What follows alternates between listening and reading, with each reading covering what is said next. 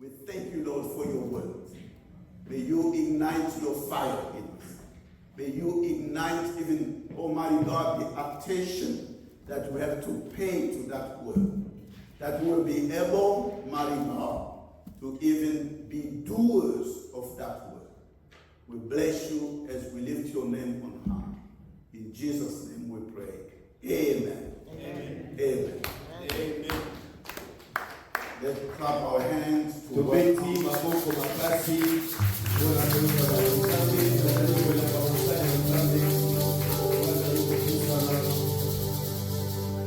Thank you.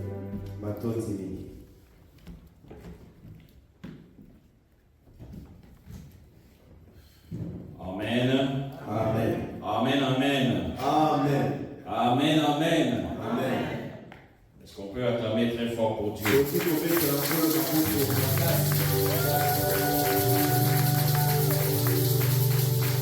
digne de louer notre Dieu.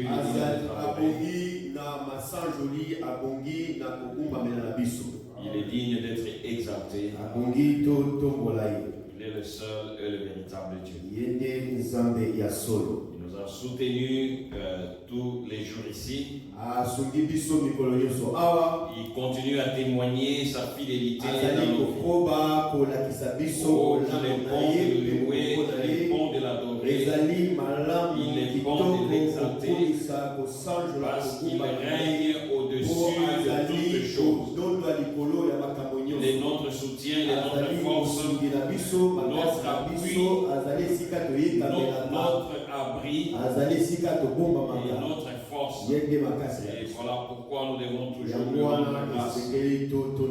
Parce qu'il est le roi de rois, l'éternel des armées. Il est plus grand que tout. Plus grand que tout ce que nous connaissons. Plus grand que tout ce que nous avons vu. Plus grand que tout ce que nous avons vu. Plus grand que tout ce que nous pouvons imaginer. Plus grand que tout ce que nous avons vu sur la terre.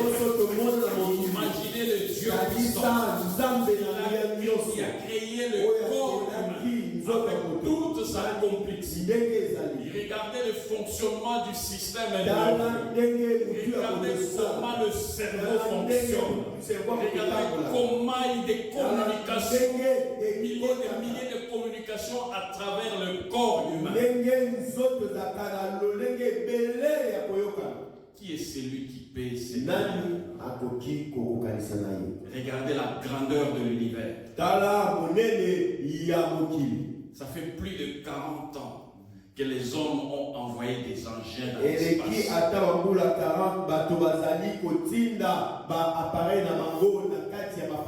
En train de chercher la frontière de l'univers. Ces engins continuent à voyager jusqu'à aujourd'hui à une grande vitesse. Ne sont jamais arrivés au bout de l'univers. Si ce Dieu peut faire l'univers aussi grand,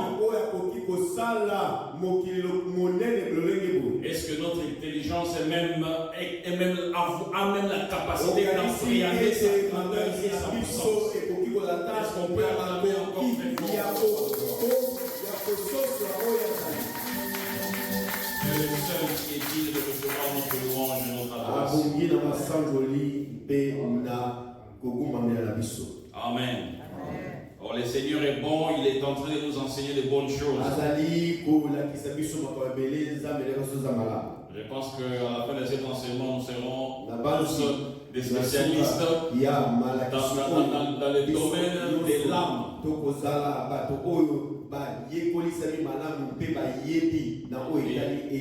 Et nous pouvons bien comprendre le fonctionnement de l'être humain, physiquement ainsi que spirituellement. Amen.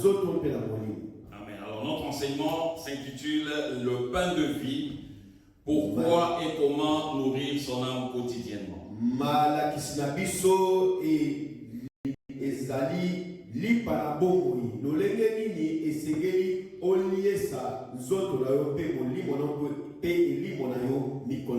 Nous continuons un enseignement que le docteur René avait commencé il y a quelque temps.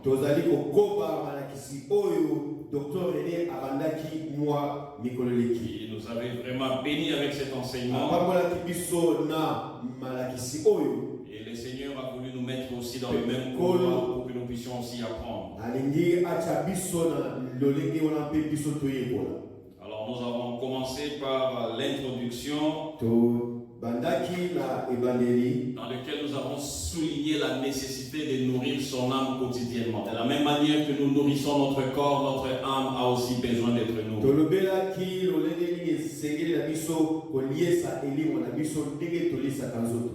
Et nous avons souligné que la nourriture essentielle de l'âme, c'est la parole de Dieu.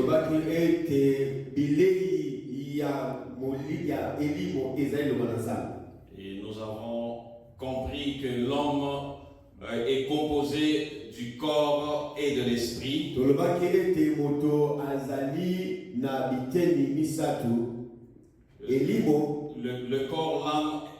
corps et l'esprit.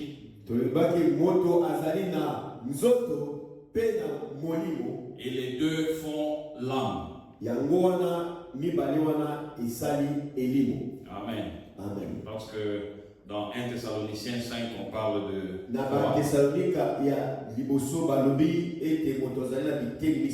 on sépare l'âme, le corps et l'esprit.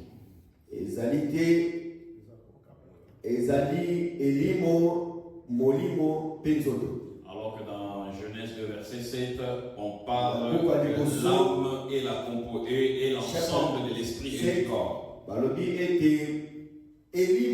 Il n'y a pas de contradiction là-dessus. Ensuite, le deuxième jour, nous avons commencé à comprendre la compréhension biblique de l'âme.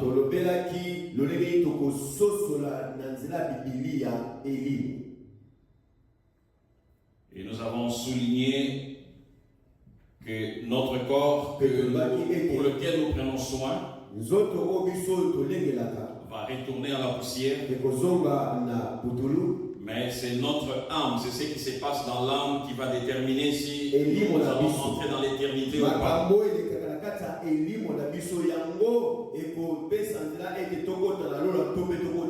Voilà pourquoi il est nécessaire que nous puissions prendre soin de notre âme au lieu de prendre beaucoup plus soin de notre corps.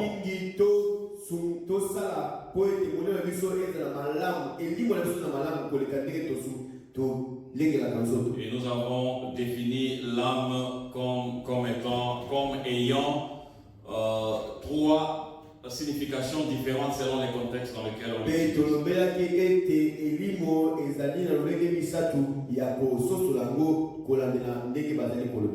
Nous avons défini l'âme comme étant la personne tout entière. Et ensuite nous avons défini l'âme comme étant le principe de vie, comme la vie elle-même. Et nous sommes arrivés au troisième point où nous sommes en train de parler de l'âme comme le centre de nos émotions, de nos pensées et de nos désirs.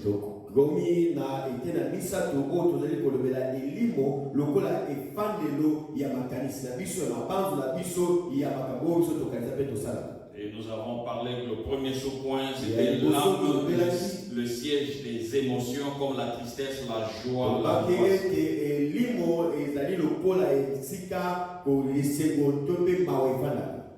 Et ensuite, le deuxième sous-point, c'était l'âme comme le siège des désirs humains.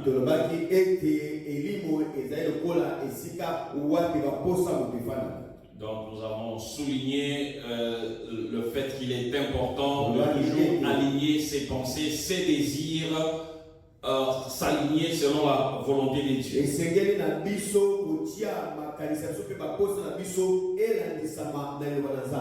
Parce que Jacques nous a appris que lorsque nous ne faisons pas cela,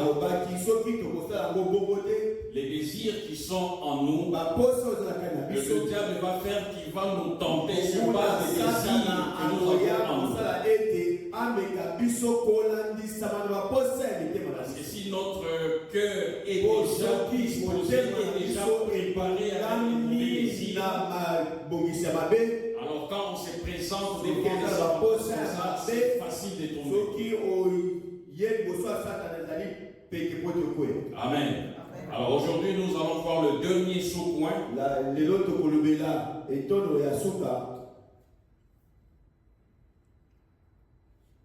Non, je pense que nous avons parlé aussi de l'âme comme le centre des pensées, des intentions et des réflexions.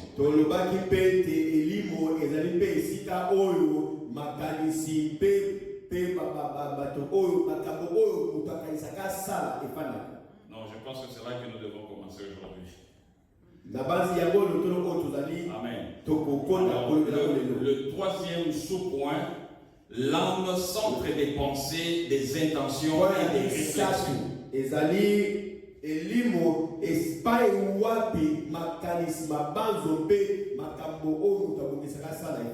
Amen.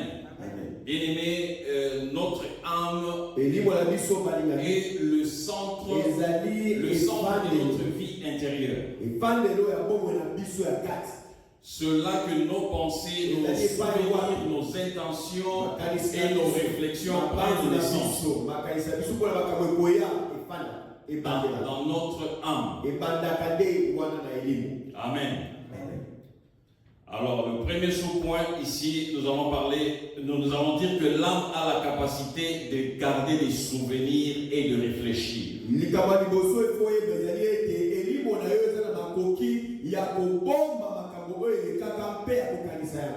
Nous allons aller dans Lamentation, chapitre 3, verset 20. Lamentation, chapitre 3, verset 20. La Bible nous dit ceci: mon âme s'en souvient bien et elle est abattue au-dedans de moi.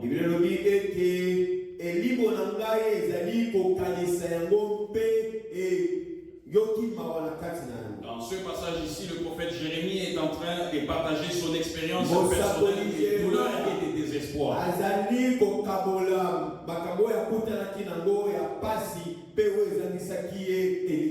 Ce chapitre 3, c'est un cri du cœur dans lequel il est écrit. Dans lequel il décrit ses sentiments de souffrance intense.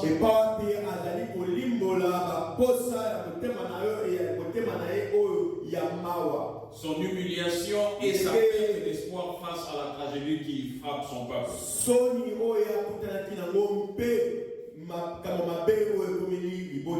Et cette tragédie, c'était la destruction de Jérusalem par les Babyloniens.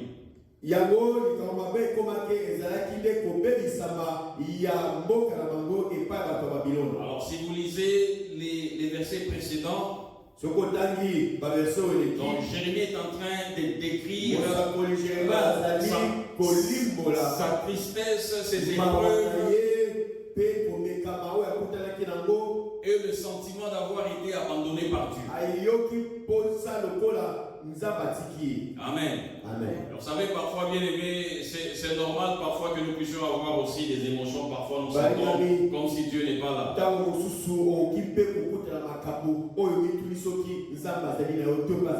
Oui, même des prophètes, des gens qui nous parlaient, qui parlent avec Dieu. Il y a eu des moments dans leur vie, ils se sont posés aussi cette question. Amen. Alors ici au verset 20, Jérémie est en train de dire que mon âme se souvient bien.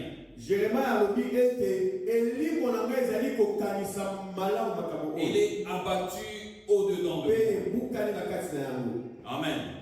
Donc il souligne ici qu'il ne peut pas oublier les épreuves qu'il a traversées. Et quand il se souvient de toutes ces épreuves, cela l'amène dans un état émotionnel de tristesse profonde.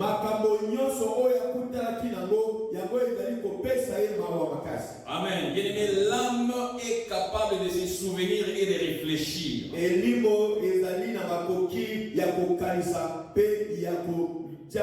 Et quand cela s'est fait, cette réflexion, ces souvenirs, cette réflexion-là affecte l'état émotionnel de la personne.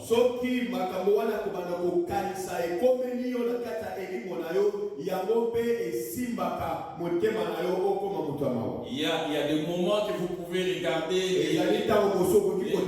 les photos anciennes. Vous les regardez, les souvenirs, et ça vous donne la joie. Et il y a des moments aussi où on peut regarder, tu regardes comme ça, tu te demandes, ah, comment est-ce que tu as épousé cet homme? Comment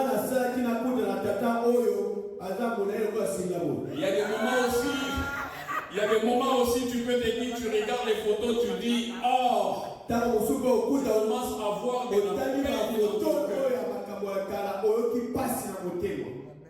Donc les souvenirs et la réflexion qui se passe à travers notre âme, donc, ça affecte notre état émotionnel. Et ces émotions-là ont une influence sur nos décisions et sur nos actions, sur notre vie. Amen. Amen. Donc voilà pourquoi il est vraiment nécessaire et très important, bien-aimé, que nous puissions toujours aligner nos pensées, nos désirs, nos choses en rapport avec notre Dieu. Donc ce verset nous montre que l'âme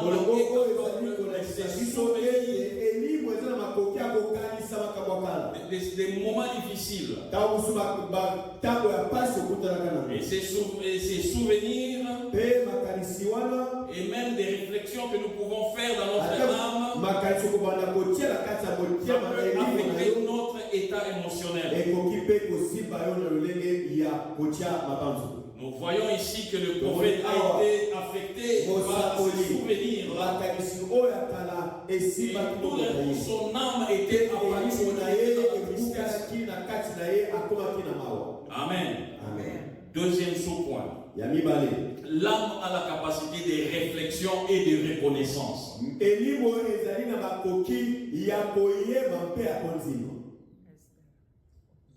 De réflexion et de reconnaissance. Allons dans Psaume 139, verset 14. Psaume 139, verset 14. Ici, je pense que c'est David. David est en train de dire ceci: je te loue de ce que je suis une créature merveilleuse.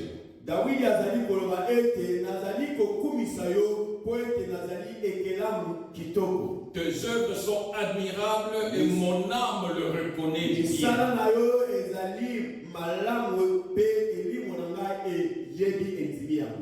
Est-ce que vous êtes une créature merveilleuse?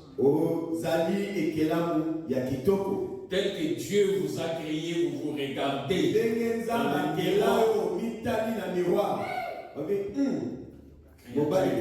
Créature merveilleuse. Amen. Alors ici, dans ce psaume ici qui est attribué au roi David, donc si vous lisez depuis le début, David est en train de se concentrer sur la grandeur de Dieu,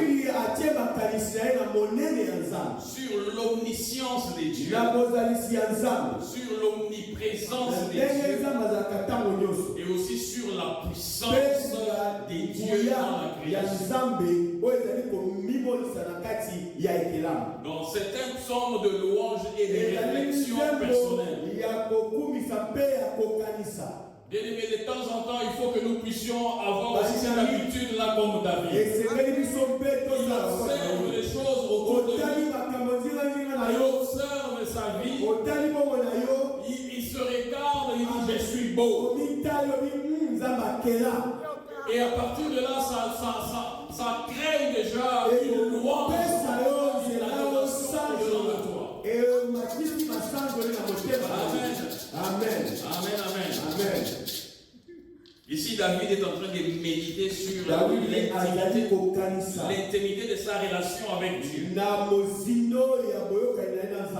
Et sur la manière dont Dieu connaît chaque détail de sa vie.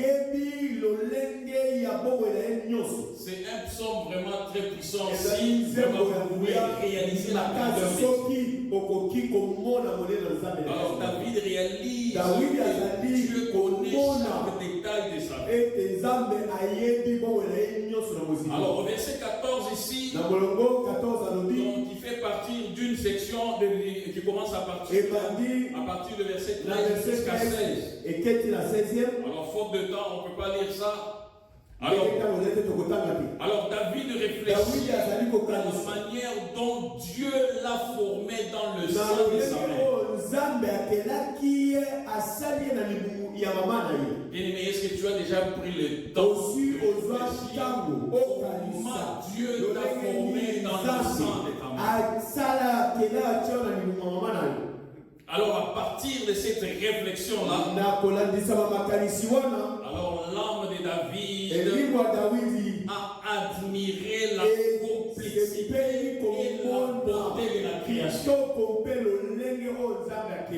Et son âme reconnaît que je suis une créature merveilleuse. David n'a pas eu besoin de mettre des make-up. Parce qu'il s'est regardé seulement. Je me suis tel que Dieu m'a créé. Je suis une créature merveilleuse. Amen. Amen. Une créature merveilleuse. Donc l'âme reconnaît qu'elle est une créature merveilleuse. Donc ici, quand on parle de l'âme, si nous voulons rentrer à notre définition, donc l'âme ici a le sens du corps et de l'esprit. Les deux combinés. Donc quand David dit que je suis une créature merveilleuse, ce n'est pas seulement son corps, mais c'est aussi son esprit. Amen. C'est pourquoi nous avons dit que l'âme se définit selon les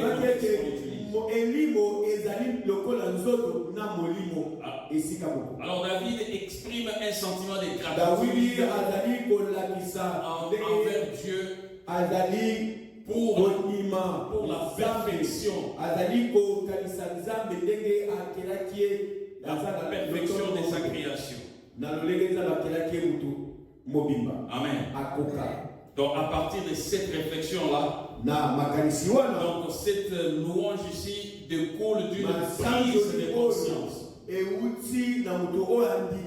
Parce qu'avant que cela arrive, David n'avait jamais réalisé ça. Alors ces jours-là, il a pris conscience que tout, donc y compris son corps, son âme, est le résultat des œuvres admirables de Dieu. Amen. Donc ici, donc l'âme est décrite comme ayant la capacité de réfléchir à la grandeur de Dieu.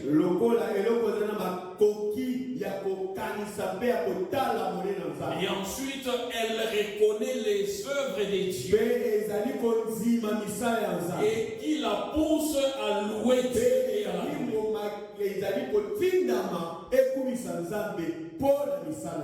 Amen.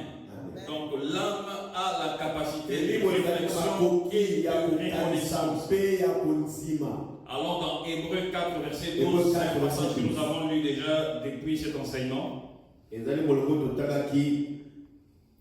Bible dit ceci: car la parole de Dieu est vivante et efficace.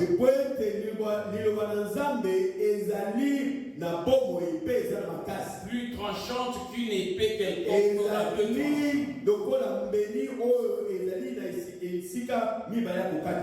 Pénétrante jusqu'à partager âme et esprit. Jointure émole. Elle juge les sentiments et les pensées du cœur. Elle juge les sentiments et les pensées du cœur. Amen. Donc dans ce point ici, nous sommes en train de parler que l'âme est le centre des pensées, des intentions et des réflexions. Donc c'est dans notre âme que les pensées naissent. Amen. Dans ce passage d'Hébreu, indique que l'âme abrite les pensées et les sentiments. Et que la parole de Dieu peut pénétrer pour juger la profondeur et la nature de ces pensées. Donc, en d'autres termes, nous pouvons dire aussi que l'âme est le centre de tout ce qui concerne notre être intérieur.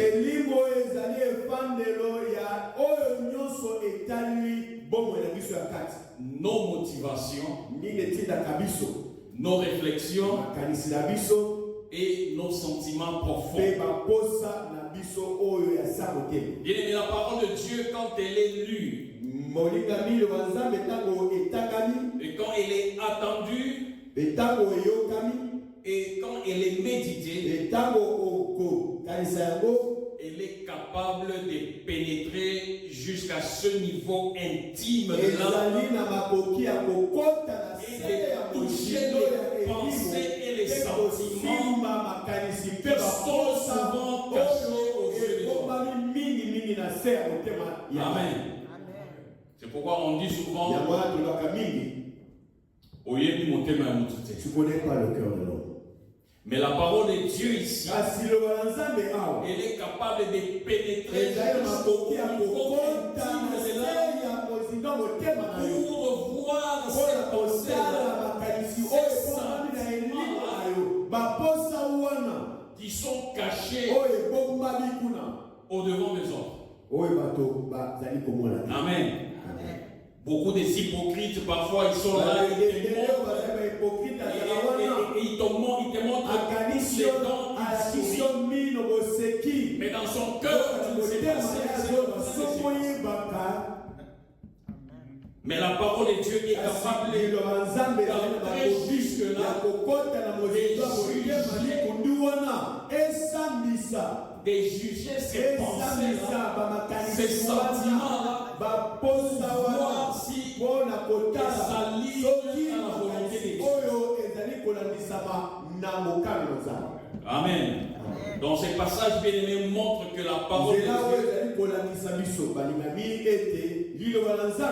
elle ne se contente pas seulement d'exposer les pensées et les sentiments,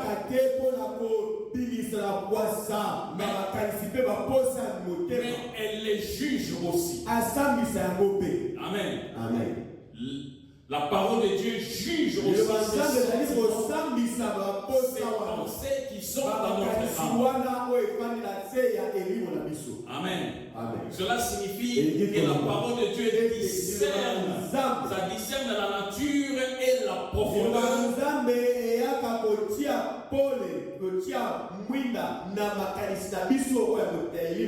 Et révélant si elles sont en accord ou en désaccord avec la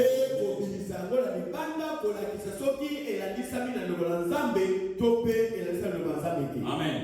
Amen. Donc la parole de Dieu discerne la nature de nos pensées, de nos sentiments. Ça discerne leur nature et leur profondeur. Et ensuite, elle révèle si elles sont en accord ou en désaccord avec la volonté de Dieu. Bien-aimé, la parole de Dieu agit ici comme une lumière qui éclaire les pensées. Les pensées cachées et les intentions secrètes de l'âme. Amen. C'est ce que la parole de Dieu. Elle agit comme une lumière qui éclaire les pensées et les intentions secrètes de l'âme. Même si Papa Jules ne peut pas voir ce qu'il est, mais la parole de Dieu sait. La parole de Dieu peut juger, peut connaître si ses pensées sont en désaccord avec. Amen. La parole de Dieu révèle ce qui est en accord avec la volonté de Dieu et ce qui l'est pas.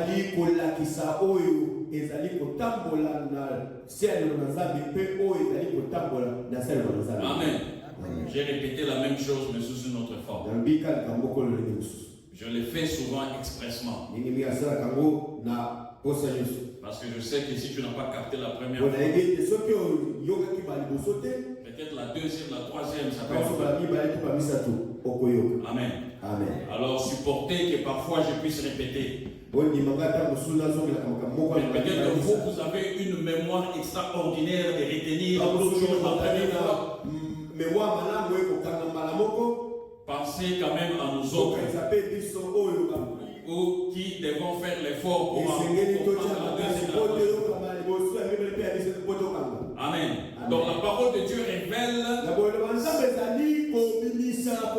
si nos pensées, nos motivations sont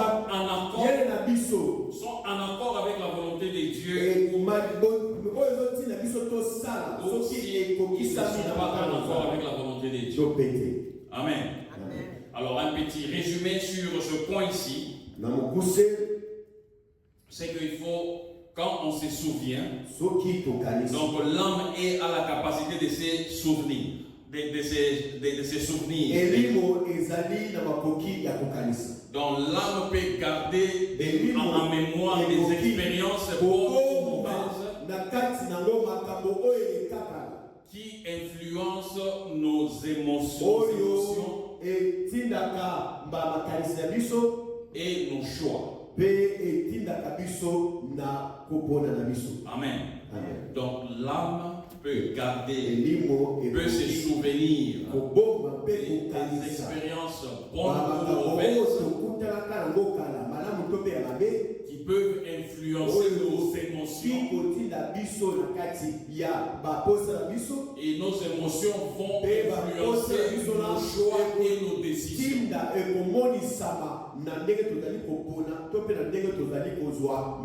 Amen. Ensuite, deuxième point, nous avons vu que l'âme a la capacité de réfléchir et de reconnaître. Donc l'âme est capable de réfléchir. Donc ici, dans le cadre de David, son âme était capable de réfléchir au cœur de Dieu et de les reconnaître comme magnifiques. Et cela a poussé David dans la louange et dans la gratitude. Bien-aimés, si votre cœur est abattu, si votre âme est abattue, souvenez-vous des bonnes choses que Dieu a fait pour vous. Et votre âme sera, quand votre âme est nourrie par ces bons souvenirs, et ça va vous pousser à adorer Dieu et à reconnaître la grandeur de Dieu dans vous. Amen. Amen. Et troisièmement, l'âme est éclairée par la parole de Dieu. L'âme est éclairée par la parole de Dieu.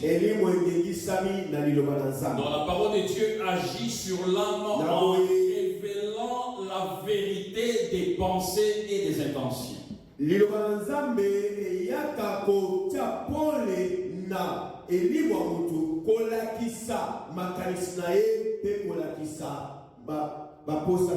Elle nous aide à orienter notre vie vers la volonté divine. Bien aimé, si toi tu ne médites pas la parole de Dieu, si tu ne lis pas la parole de Dieu, comment est-ce que tu auras cette capacité? Comment est-ce que ton âme aura la capacité d'orienter tes pensées, tes désirs selon la volonté de Dieu? Amen. Très important que nous puissions nourrir notre âme de la parole de Dieu, qui est sa nourriture essentielle. Alors, comment pouvons-nous appliquer ceci dans notre vie? Nous devons apprendre à évaluer nos pensées.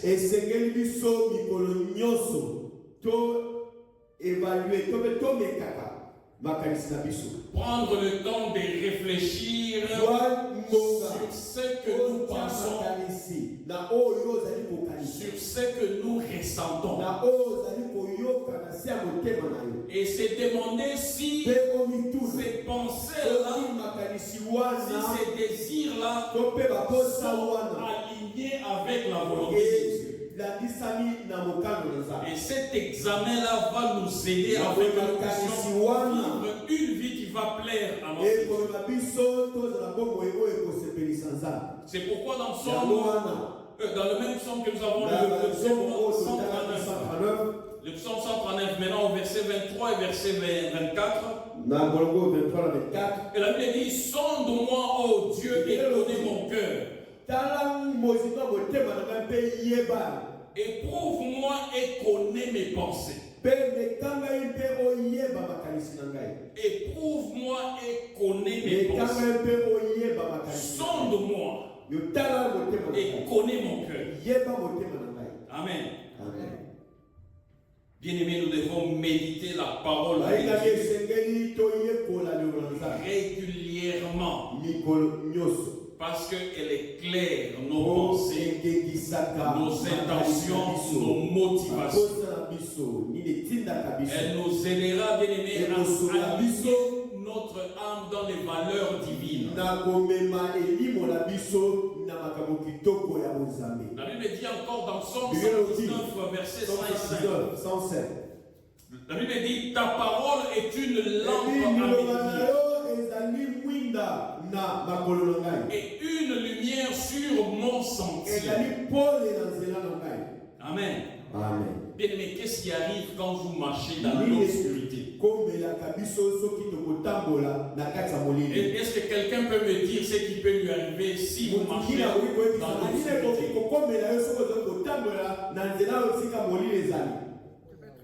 Vous allez trébucher et vous allez tomber. Parce que vous marchez là où vous ne voyez pas. Dans l'obscurité, dans le noir. Mais la parole de Dieu ici nous dit qu'elle est une lampe à mes pieds. Sur base de la parole de Dieu, je peux savoir parce que je peux poser mes pieds afin que je ne puisse pas trébucher et tomber. Amen. Et ça ne s'arrête pas là. La Bible dit: une lumière sur mon sentier. Amen. Un sentier ne se limite pas ici. Elle est une lampe à mes pieds. Elle me met à mes pieds de voir là où il faut poser les pieds pour aller. Elle est une lumière sur mon sentier. Et je peux voir devant. Elle peut me prévenir de ce qui peut m'arriver devant, afin que je ne puisse pas tomber. Amen. Amen. Une lampe à mes pieds. Parce qu'elle est claire. juste autour de celui qui marche, lui permettant de voir les obstacles immédiats et de le permettre d'avancer en sécurité. Une lampe à mes pieds, qu'est-ce que cela symbolise? Ça symbolise que la parole de Dieu fournit une direction, une guidance pour les décisions, une guidance, une direction pour les décisions et les actions du moment.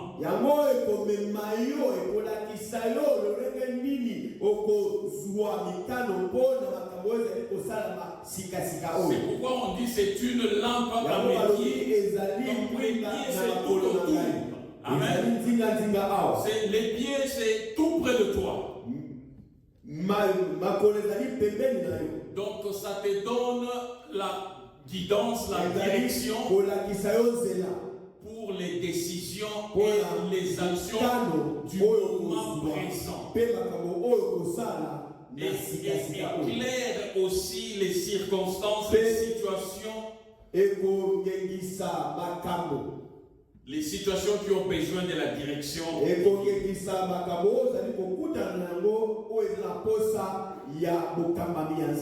Amen. Amen. Donc cela suggère que la parole de Dieu nous aide à marcher avec prudence et confiance. Même dans l'obscurité, même dans l'incertitude, mais la parole de Dieu nous aide à marcher afin que nous ne puissions pas trébucher et nous ne puissions pas tomber. Amen. Parce qu'elle est une lampe à mes pieds. Amen. Amen. Alors maintenant, le même passage dit aussi, c'est que c'est une lumière sur mon sentier. Qu'est-ce que cela veut dire? Une lumière sur mon sentier. Ça veut dire que c'est une lumière qui éclaire de loin aussi. C'est qui révèle la direction que tu dois prendre, le chemin que tu dois prendre. Parce que quand tu es en train de marcher dans l'obscurité, si tu as seulement la lampe qui éclaire tes pieds, mais tu ne sais pas voir. Je me rappelle il y a quelques années en Afrique du Sud, avec mes amis, c'était la nuit, on était en train de rentrer à la maison là où on restait. Alors on a pris une route, donc c'était la nuit, on ne peut pas voir de loin. Alors il y avait des bandits qui s'étaient cachés au coin, juste au coin de la rue. Parce que nous on ne pouvait pas voir de loin. On est arrivé juste au coin, on pouvait entrer directement. Ils nous ont saisis. Et c'était en hiver. Il faisait très froid. L'hiver de l'Afrique du Sud, les mains, ça fait mal. Les oreilles, ça fait mal. Ils nous ont pris tout ce que nous avons. Nos jaquettes et tout ce que je suis resté avec la chemise de Liputa. Imaginez-vous dans ce froid. Parce qu'on ne pouvait pas voir devant. Nous n'avons pas une lumière pour voir. Mais la parole de Dieu, c'est une lumière sur notre sentier. Ça éclaire pour que nous puissions voir la direction. Même si nous sommes de loin, je répondrai à gauche ou je répondrai à droite. Amen. Amen. Amen. Bien-aimé, la parole de Dieu représente la manière dont Dieu nous donne une vision aussi à long terme. Et il nous donne, la parole de Dieu nous donne des principes pour guider notre vie. Elle nous donne des principes pour guider notre vie. Mais elle ne se contente pas de fournir seulement une aide immédiate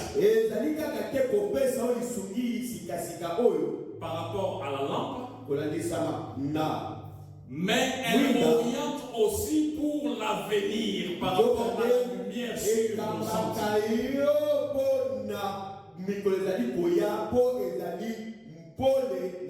Elle éclaire les décisions, les actions quotidiennes. Les actions quotidiennes, que nous vivons tous les jours,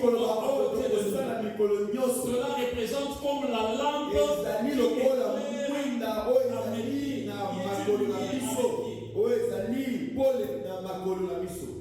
Alors la parole de Dieu éclaire nos décisions et nos actions quotidiennes. Et aussi en tant que lumière sur le sentier. Elle éclaire notre vie. Elle nous protège des faux pas et des dangers spirituels. Elle nous protège des faux pas et des dangers spirituels. Elle apporte de la lumière. Elle apporte de la lumière dans les moments d'incertitude, dans les moments d'épreuve, dans les moments d'obscurité spirituelle. La parole de Dieu nous amène à la lumière afin que notre âme ne puisse pas être à l'abysse, mais que l'âme soit née pour surmonter ces mots d'incertitude et de souffrance. Amen. Dans ce psaume 119, nous enseigne que la parole de Dieu, c'est une source de lumière constante. Quelque chose qui est constant, ça y est toujours.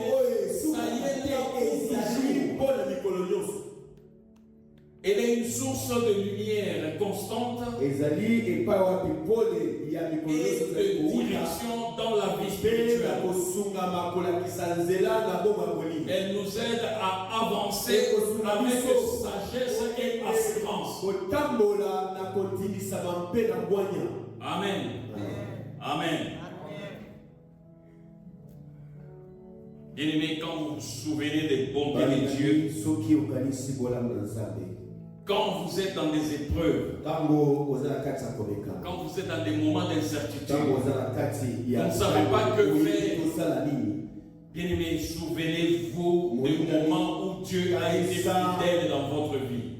Souvenez-vous du moment où Dieu a été fidèle dans votre vie. Parce que lorsque vous pensez dans des moments d'incertitude, lorsque votre âme est abattue, c'est là que les esprits mauvais et le diable vont venir se battre contre votre âme afin de vous faire tomber, afin de vous éloigner de Dieu, afin que vous puissiez renier Dieu, afin que vous puissiez oublier votre foi. Alors quand vous vous rappelez des bonnes choses, des moments où Dieu a été fidèle dans votre vie, quand vous êtes dans l'incertitude, votre âme est nourrie par ces souvenirs. Et ces souvenirs vont influencer votre façon de réfléchir et les décisions et les actions que vous allez prendre. Amen. Amen. Amen. Amen. Est-ce que nous sommes nourris cet après-midi? Bien-aimés, apprenons à prendre soin de notre âme. Parce que nous avons vu que le corps va revenir à la poussière où il est venu. Mais c'est ce que l'âme fait. C'est que l'âme est en train de vivre. c'est ce qui sera jugé au dernier jour. Amen. Amen. Alors quand tu nourris, tu prends trop soin de ton corps et tu oublies ton âme. Et ce jour du jugement, ça sera trop tard. Ça ne sera pas comme au Congo où ce sont les d'autres juges, d'autres magistrats qui vont te juger. Parce que la parole de Dieu dit que Dieu est l'exécuteur de son jugement.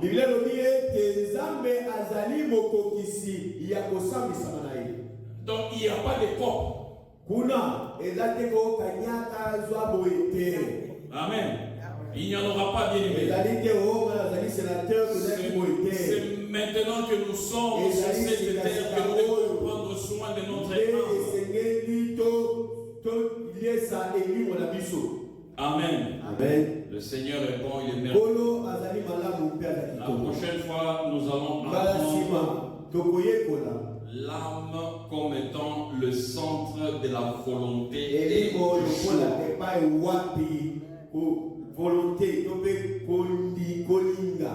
Le centre de la volonté et du choix.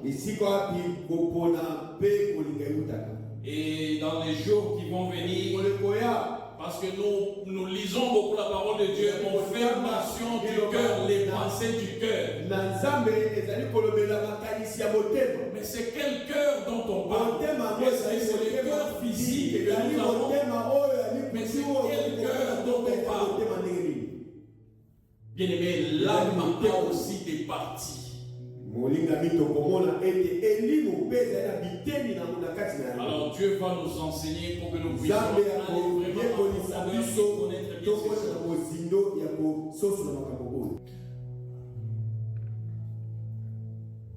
Seigneur, nous te bénissons, nous te rendons grâce. Tu es bon, Seigneur, Dieu merveilleux. Tu règnes au-dessus de toutes choses, Père éternel. Merci, Seigneur, pour ta grâce. Merci pour ton amour. Merci pour ta bonté. Merci, Seigneur, d'avoir disposé notre être, notre âme, notre esprit et tout ce qui est en nous, Seigneur, pour que nous puissions recevoir de ta part encore cet après-midi.